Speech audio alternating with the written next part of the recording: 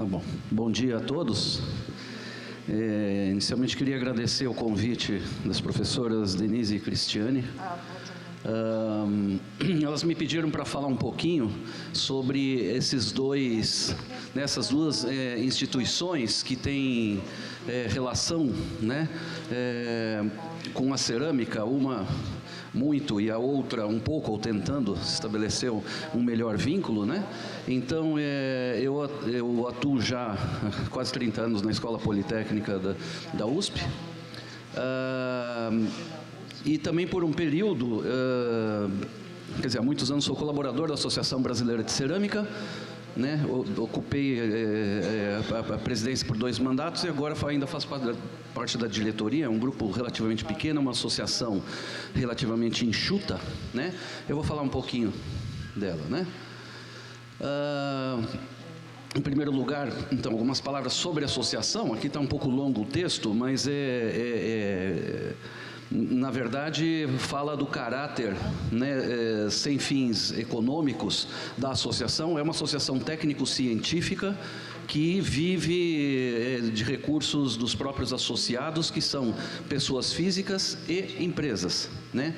E a missão, basicamente, é divulgar a área, promover eventos, cursos, tudo ligado à cerâmica, em todas as áreas de cerâmica, né? Desde a cerâmica tradicional, como material de construção, pisos, blocos, telhas, etc., e até a área de cerâmicas técnicas avançadas, com fins elétricos, ópticos, etc., né? A ABC, né, recentemente passou a ser ABC-RAM, para fazer uma distinção de outras ABCs que tinham por aí, por exemplo, a Academia Brasileira de Ciências. Então, houve essa pequena mudança. Ela já é uma entidade antiga para fins de Brasil, né? 63 anos de existência. A sede fica aqui em São Paulo e o maior evento que ela organiza regularmente é o Congresso Brasileiro de Cerâmica, que na próxima edição, no ano que vem, vai estar na 61ª edição do Congresso Brasileiro de Cerâmica. Outros eventos mais focados, mais específicos, como mini-cursos, workshops, encontros de áreas técnicas, também são organizados com certa regularidade. Mas aí depende muito da vontade dos voluntários, dos colaboradores da ABC. É uma entidade que está aberta à participação de quem se interessar pelo setor, né? Ela já teve um grupo, inclusive formando uma comissão formal dentro da associação, que era a Comissão de Cerâmica Dita Artística, que na verdade englobava, né, todos os interessados em design, artistas, etc. E, de vez em quando, organizava, junto aos congressos de cerâmica, algumas atividades. Por exemplo, workshops ou mostras, esse tipo de coisa. Hoje está desativada essa comissão por falta de voluntários. A ABC funciona, as atividades são tocadas por voluntários e para a comunidade, certo? Então ela não é setorial, ela não é corporativa, né? São pesquisadores, professores, membros da indústria que têm interesse em divulgar e trocar informações, né? O site está aqui para quem tiver interesse, né? Uma das coisas que acontecia com regularidade enquanto a comissão funcionava eram mostras, né, de trabalhos geralmente locais, porque o congresso é itinerante, né, em cada ano realizado num estado do Brasil, né? E desde 2009 a gente não tem mais regularidade nessas mostras, né? Nessa oportunidade que foi aqui no Guarujá, em São Paulo, houve inclusive um seminário de cerâmica artística, né, que trouxe algumas pessoas. Foi um evento quase que paralelo, né, esse seminário, ao congresso, né? E isso é um formato que funcionou e a gente pode voltar a ter, né, essas atividades aproveitando o embalo do congresso, né? Em Florianópolis, um ano antes, também teve uma mostra interessante com artistas locais e sempre existem trabalhos técnicos, né? A professora Cristiane é uma colaboradora assídua da associação e já tentou organizar, disciplinar um pouco os trabalhos, reuni-los em sessão, apresentar, mas é uma área que não apresentou regularidade, né? Ela não consolidou, eu acho que dentro da associação, né, ainda. Pelo menos nesses últimos tempos, nessas últimas décadas.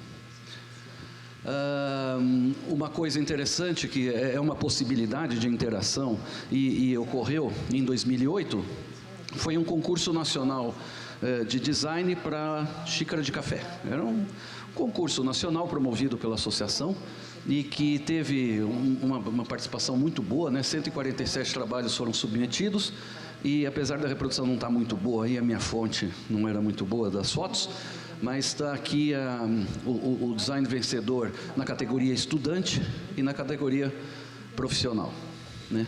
Então, esse é um modelo que funciona, é um modelo interessante que pode ser feito, né? A associação, na verdade, está aberta, como eu disse, ela é feita pelos voluntários, pelos associados. Então, ela está aberta a sugestões, a ideias, né? A ideia é ser um fórum de cerâmica em todos os seus aspectos. Ok, a segunda parte, eu queria falar um pouquinho da instituição que eu trabalho, que é a Escola Politécnica da USP, que é a Escola de Engenharia da USP em São Paulo. Tem outras unidades hoje, São Carlos, Lorena, Pirassununga, mas a Escola Politécnica dentro da USP é uma das unidades mais antigas, né? Está com 120 e poucos anos de idade, né? O departamento a que eu pertenço é de Engenharia Metalúrgica e de Materiais. O curso de Engenharia Metalúrgica é tradicional, antigo, tem 76 anos. O curso de Engenharia de Materiais é mais recente, né?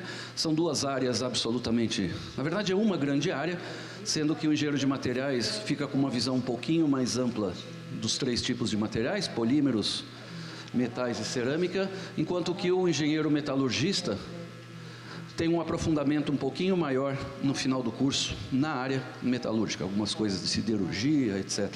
Então, são áreas, na verdade, é a mesma grande área, com 2 diplomas diferentes. Tá, o curso tem 5 anos de duração, admite 50 alunos todos os anos. O departamento é razoavelmente enxuto para os padrões da universidade, são 23 docentes, né, com 5, talvez 6 dos professores atuando em áreas relativas à cerâmica. O resto é polímeros, metais e as interações, né, que existem entre as várias áreas, né? Até aqui tem o site também do departamento, se alguém tiver curiosidade em conhecer um pouco mais, né? Você está ouvindo bem? O curso, ou os 2 diplomas, né, mas o curso de materiais e o curso de metalurgia, sofreu uma mudança. Na verdade, o currículo da escola politécnica inteiro sofreu uma mudança, e acho que muito positiva. Depois de muitos anos de discussão, conseguiu-se chegar a um modelo que permitia ao aluno de engenharia ter mais flexibilidade na escolha do currículo. Era tudo muito engessado do 1º ao 5º ano, muito complicado para o aluno, frustrava a diversidade de formações prévia dos alunos e podava essas iniciativas de ter interações. Então, em 2014, foi implementada uma nova estrutura curricular em todos os cursos da Poli, que são 17. Né? As áreas clássicas da engenharia, engenharia civil, mecânica, elétrica, mecatrônica, etc. Né? Uma exceção importante, né, que envolve justamente a FAO, é que o curso de engenharia civil, quer dizer, não tem nada com o nosso departamento, então existe um programa de dupla formação entre a Escola Politécnica e a Faculdade de Arquitetura e Urbanismo da universidade. Então, é uma dupla formação, onde o aluno da engenharia vai ter os 5 anos de engenharia, mas ele tem uma extensão do curso em mais 2 anos na FAO, em coisas relativas à arquitetura, e vice-versa. O aluno também de arquitetura também tem que passar por algumas disciplinas obrigatórias, uma ou outra optativa, mas de caráter de engenharia civil. Então, esse é um programa focado que também é muito bem sucedido. Os alunos têm uma procura muito grande pelos alunos e dá uma formação muito interessante, apesar de estender um pouco o curso, né? mas não na área de cerâmica ou algo relativo que a gente está colocando aqui. Então, desde 2004 tem essa nova estrutura curricular, aí, batizada de EC3, e ele requer, a parte mais importante, que o aluno escolha disciplinas optativas livres, completamente livres. Né? Na verdade, são 24 créditos, né? Aula, para quem está acostumado com a nomenclatura da universidade aí, né? São mais ou menos 6 disciplinas de bom tamanho, assim, né? De 4 horas de aula por semana. E o aluno tem que escolher livremente. Né? Isso ainda está em implementação, está no 3º ano agora, né? Começou em 14. E esse acho que é o ganho de flexibilidade que os alunos tiveram. Né? Ela possibilita, por exemplo, então, fazer alguma coisa relativa à arquitetura, design, etc. Agora, a grade obrigatória, né? Onde é que eu coloquei aqui? Que a grade é obrigatória, não tem absolutamente nenhuma disciplina voltada para design ou para arte, em qualquer... Apesar de a gente estar falando de materiais, isso é uma coisa absolutamente não abordada ao longo do curso. Hoje tem essa possibilidade com os alunos na nova estrutura curricular. E uma coisa que a gente tem conversado, e eu acho... Né, cumprimentar as idealizadoras do evento por esse tipo de iniciativa, porque é uma coisa que a médio prazo pode permitir uma aproximação entre a área técnica e as áreas de design, arquitetura, etc. Né? Uma parcela, o que a gente identificou, uma parcela significativa dos estudantes de engenharia, particularmente dos nossos, né, de engenharia de materiais, quer ter um complemento em áreas completamente não técnicas. Né? Como eu disse, isso ainda está em implementação, então a gente ainda não tem muita estatística, né? A gente não sabe muito bem descrever as coisas, mas essa é uma possibilidade interessante. Né? Então, como eu disse, no departamento existem poucas iniciativas, eu tentei pensar algumas coisas só para exemplificar, né? Mas são coisas que pode ter algum interesse para a área em questão, né? em cerâmica, mas são tímidas ainda, são iniciativas tímidas, não existe sistematicamente uma aproximação com essa área do design. Então eu destaco aqui um dos meus colegas lá, o professor Douglas Gouveia, que tem estudado cor em esmaltes cerâmicos e um pouco de vidros também, e agora trabalhando com cristalização de esmaltes, né? E também, coincidentemente, um trabalho em desenvolvimento de massas para porcelanas de ossos, que é fruto do trabalho de uma mestranda que está presente. Eu não combinei com ela, mas eu pedi para o professor Douglas, me arrume um pouco, né, do material, algumas fotos, e a Kimié está aqui, ela é autora do trabalho, se alguém tiver interesse, fale com ela. Eu roubei lá do laboratório deles, ela não gostou, que não era uma amostra que deu certo, ela ia sucatear, mas eu trouxe uma amostra do que seria o esmalte cristalino, né? Um esmalte que, na verdade, o escorrimento era para ter um acabamento mais uniforme, né? Até grudou no refratário, etc. Mas dá para ver ao vivo o que seriam, né, esses cristais de dióxido de zinco crescidos no esmalte. É uma área interessante que o pessoal tem explorado bastante na indústria, né? Tem olhado muito para isso, dá uns efeitos muito interessantes, né? Então esse é uma tentativa. Tem um outro colega, o Antônio Carlos Coelho, que na verdade não está trabalhando diretamente com isso, mas existe lá na frente, né, uma ideia de se produzir alternativas de materiais de revestimento para a construção civil. O que eles estão fazendo exatamente agora numa ponte com a engenharia civil é materiais alternativos para a produção de cimento, usando argilas calcinadas. Tá, então é um assunto completamente técnico, mas que pode, né, ter um desdobramento conforme o que conforme o caminhar aí do trabalho. Eu mesmo também de vez em quando abordo algumas coisas, na verdade, produtos inicialmente com uma visão industrial, né? Mas eu tenho trabalhado muito recorrentemente com o uso de resíduos industriais na fabricação de cerâmicas, de esmaltes para para cerâmica, porcelana e vidros, né?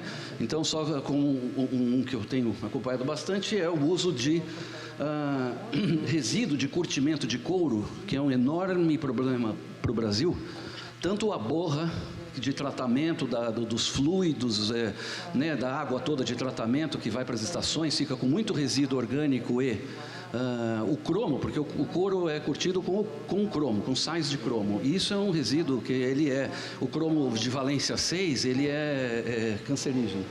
O de valência 3 é tudo bem. Então é essa busca de se fazer o resíduo, tanto da estação de tratamento quanto a apara de couro.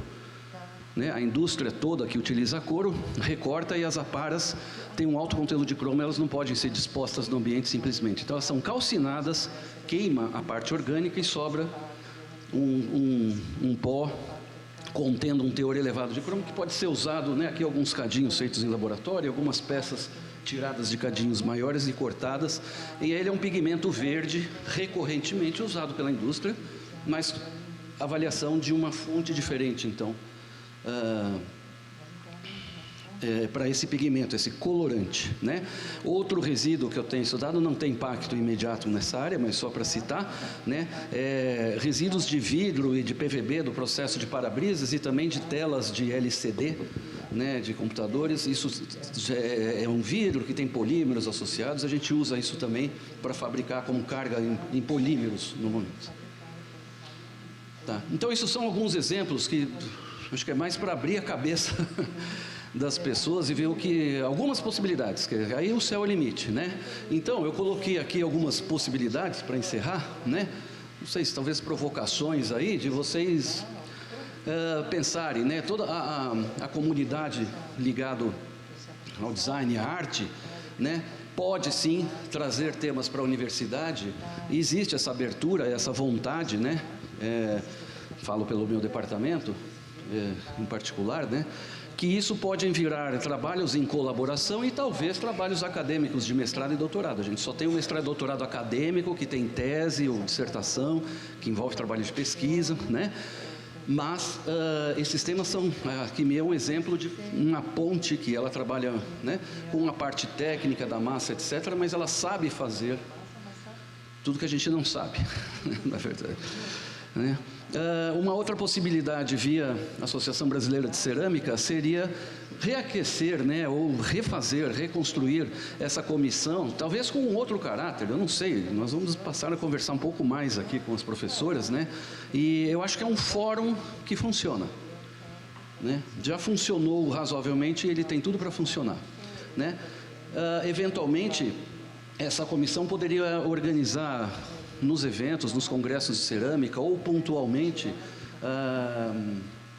workshops ou oficinas, eu não sei, né? No mínimo é um local de encontro, é um local de discussão. Então, encontrando-se periodicamente é uma possibilidade muito interessante, que a associação sempre teve bons olhos para isso, né? E como duas últimas provocações ou sugestões, talvez, né? A gente pensar alguma coisa para um congresso internacional que vai ter em 2018, que nós estamos organizando, e é um congresso que é itinerante pelo mundo, e o Brasil vai sediar pela primeira vez em 2018 em Foz do Iguaçu. Então pode ser um momento interessante de talvez organizar alguma coisa nessa área,